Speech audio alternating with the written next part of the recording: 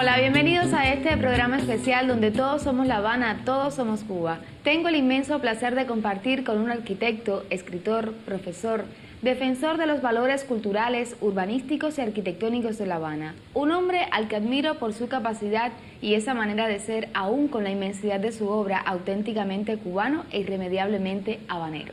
Bienvenido a este programa, Mario Coyula. Bueno, pues muchísimas gracias por la invitación.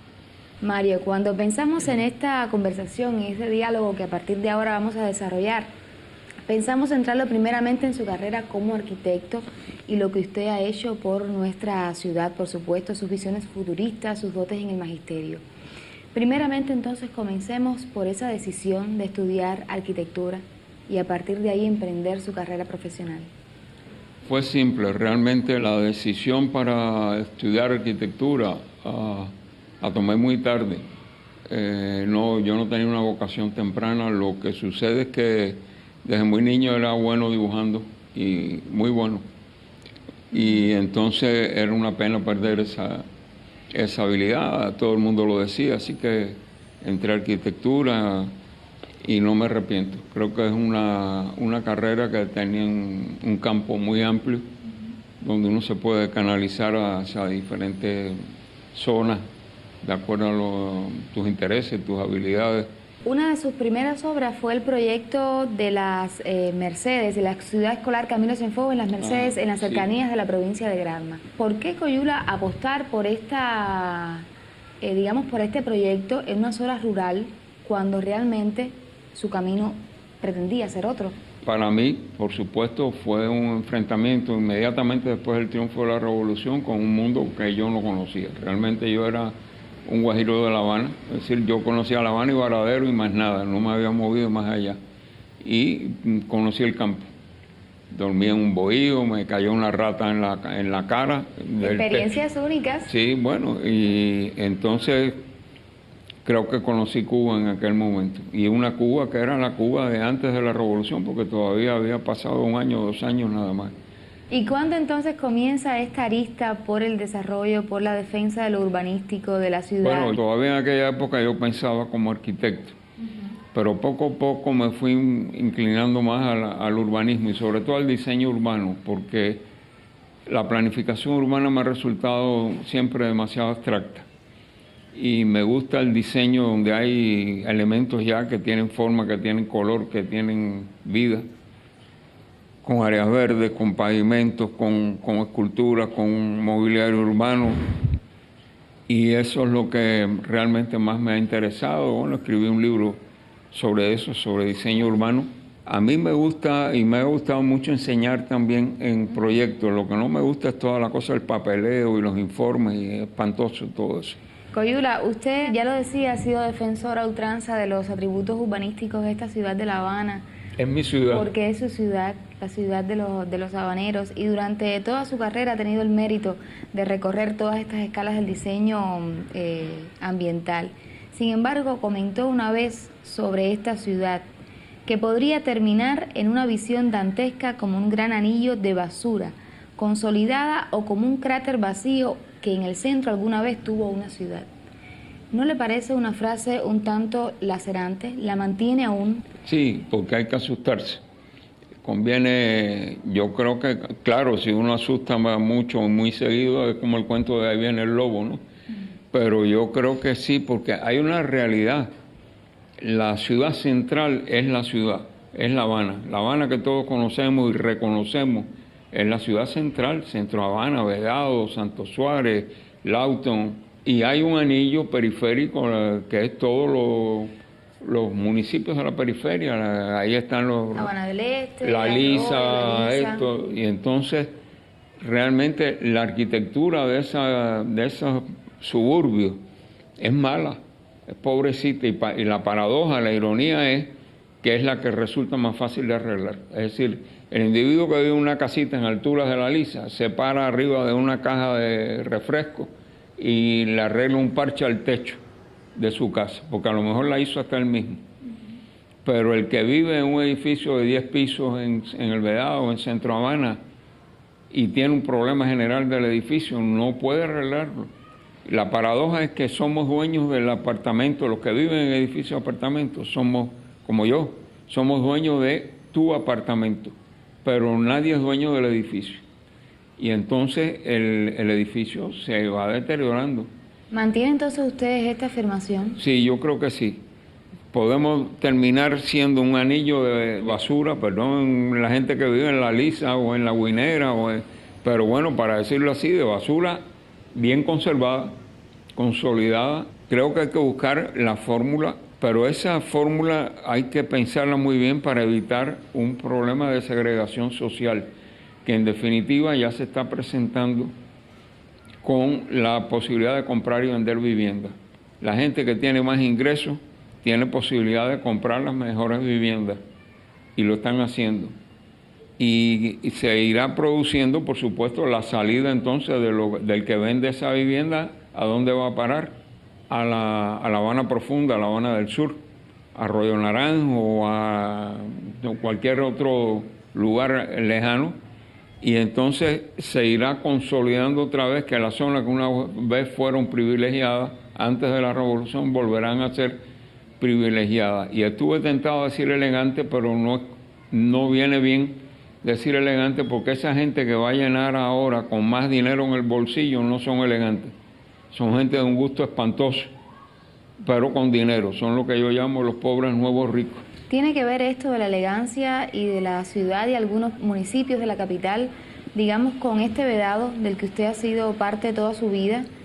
¿Piensa que este tipo de arquitectura, de urbanismo que se está desarrollando ahora en el vedado puede, digamos, empobrecer la imagen de esta parte de La Habana? Es que el vedado lo que se está desurbanizando, no urbanizando, se está ruralizando.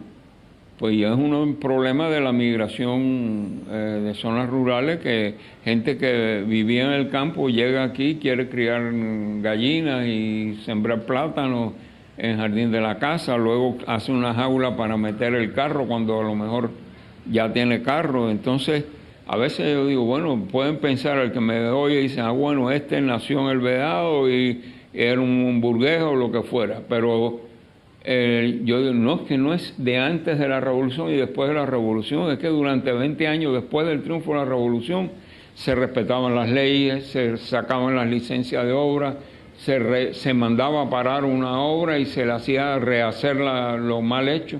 Todo eso se dejó perder por gusto, fue suicida, fue una actitud suicida. Ahora el gobierno está consciente de eso y quiere hacer algo, pero en muchos casos es muy difícil porque ya es tarde. Yo creo que todo esto es un reflejo de un deterioro mucho mayor de la sociedad, de una marginalización de la sociedad. Lo que era marginal ya no es marginal, es dominante. Marginal es cuando eran minoría, pero ya es la mayoría, es el reggaetón, es el escándalo, es la chusmería, es la grosería, el empujón, el darle la mala a alguien. Llegas por ahí al asesinato, ¿no? Creo que es muy interesante que hay que empezar el orden para vivir. Tú necesitas reglas de convivencia. Estamos en un bote grande, y se ha metido mucha gente que no le tocaba ir en ese bote, que tenía que ir en otro. Y bueno, pero tiene que aprender a vivir. ¿Cómo sería la ciudad de La Habana, como la piensa Coyula, como su visión de defensor de lo urbanístico? Yo creo que debe ser una ciudad agradable, amable, no una ciudad hostil. Uno en esta ciudad se mueve de un punto conocido a otro punto conocido y en el medio hay un territorio hostil. Si tú te quedas varado en el medio, estás como en el desierto. Te puedes ahogar, puedes morirte de sed, Entonces hay que hacer que esta ciudad sea amable, que incita a que la gente se mueva, la camine, la disfrute. Y eso es un conjunto de cosas que hay que lograr para conseguir eso. La posibilidad de poder compartir con usted en su casa este momentico sobre su vida, su profesión, nos ha permitido conocer también digamos, ambientación que tiene con la plástica de artistas cubanos. ¿Es usted amante de las artes plásticas cubanas? Bueno, la arquitectura es una de las artes plásticas, pero no se trata como arte plástica, se trata como construcción. En la prensa la atiende el que atiende construcción, no el que atiende arte. El propio Ministerio de Cultura, aunque por la UNIAC sí se recibió bastante apoyo para la arquitectura, pero uno ve una gran diferencia en cómo la actitud que hay hacia la arquitectura y la actitud hacia las otras artes. Pero la arquitectura definitivamente es un arte. Tiene que serlo, porque si la construcción es el medio de que la arquitectura tiene para materializarse, pero no es la arquitectura. La arquitectura fue secuestrada por los constructores y dejó de ser arquitectura. Entonces, y esto es después de la Revolución. Todavía en los años 60 se hacía arquitectura. Ahora tenemos muy pocas posibilidades, muy pocos edificios nuevos se están haciendo. Muchos de ellos, a su vez, no están hechos por arquitectos cubanos, sino por arquitectos extranjeros que ni siquiera son superestrellas, que es muy doloroso porque uno dice, bueno, yo no tengo nada que venga un tremendo arquitecto extranjero a hacer una obra aquí, eso enriquece el patrimonio, además que le pongan un cubano al lado a trabajar con él para que se le pegue algo. Pero no hace falta traer un arquitecto extranjero malo si aquí los tenemos y son más baratos. Qué bien. Coyula, hemos hablado de muchísimas cosas, todo vinculado a Cuba, a La Habana, por supuesto, pero a este país, del que todos somos parte. Para usted, ¿qué es Cuba? Bueno, Cuba es mi patria. Cuba es el país que además lo tengo desde... Mis abuelos pelearon en la guerra de independencia, desde antes, los anteriores también. Mi familia lleva muchas generaciones en este país por todos lados, por un lado hasta la conquista. Entonces, yo me siento obligado por eso, pero con una obligación que me gusta. ¿Siente que si hubiera emigrado como tantos de su generación, hubiera sido Cuba eso mismo? No, Cuba hubiera sido un recuerdo. Y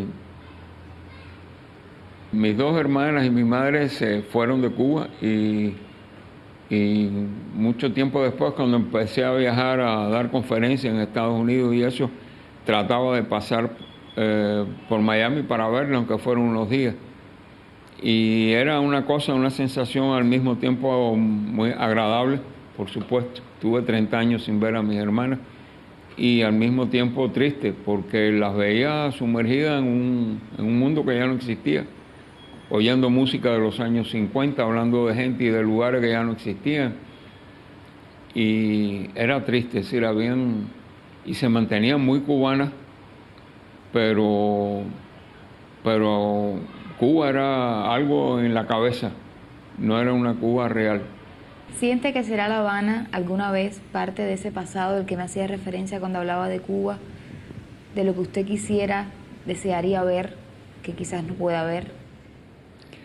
Bueno, pasado y presente se confunden. Y yo no puedo pensar en La Habana solo como La Habana del pasado, y ni sería loco. Las ciudades no se pueden congelar. Y esta es una ciudad que tiene que cambiar. La cuestión es cómo cambia, hacia dónde cambia y en qué forma se maneja y se gestiona ese cambio. Ojalá que sea un cambio para mejor.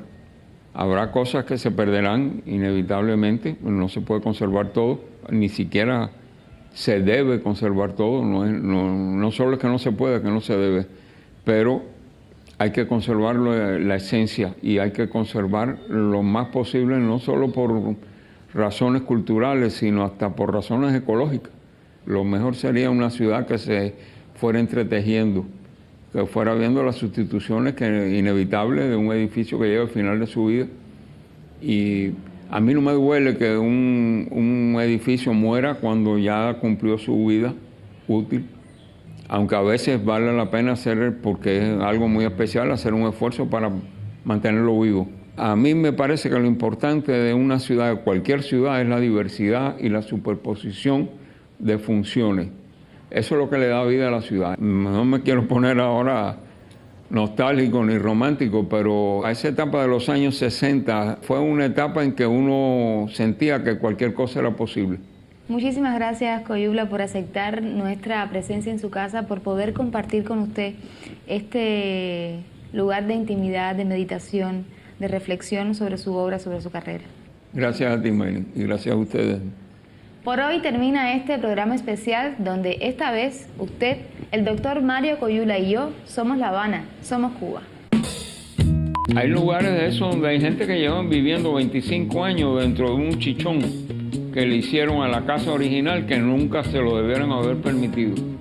Y ahora, 25 años después, se lo vienen a quitar. Eso crea un problema, indudablemente. No hay nada que me moleste más que ver, sobre todo eso lo hacen mucho los jóvenes, muchachos jóvenes que se para y dice, no, porque nosotros los artistas, y yo digo, bueno, ¿quién te dijo a ti que tú eres artista? Tú serás guitarrista, serás tamborero, pero si lo llegas a hacer bien un día, a lo mejor te clasifican como artista. Además, no lo digas tú, deja que lo digan otros, no lo digas tú mismo. Lo que pasa es que las mujeres se pierden por el camino con la maternidad y muchas no siguen ejerciendo después. Tú ganas el premio y ya ese no se construye. En cambio, el caprichito de alguien es el que se construye. La gente que escoge los colores son los pintores, ya no son los arquitectos. Hace tiempo que no son los arquitectos. O los propios vecinos que viven. Entonces, de ahí salen las cotorras esas que se están pintando por donde quieran. La vara de un bello color. Es domingo y ya casi sin sol. Me apresuro a encontrarme con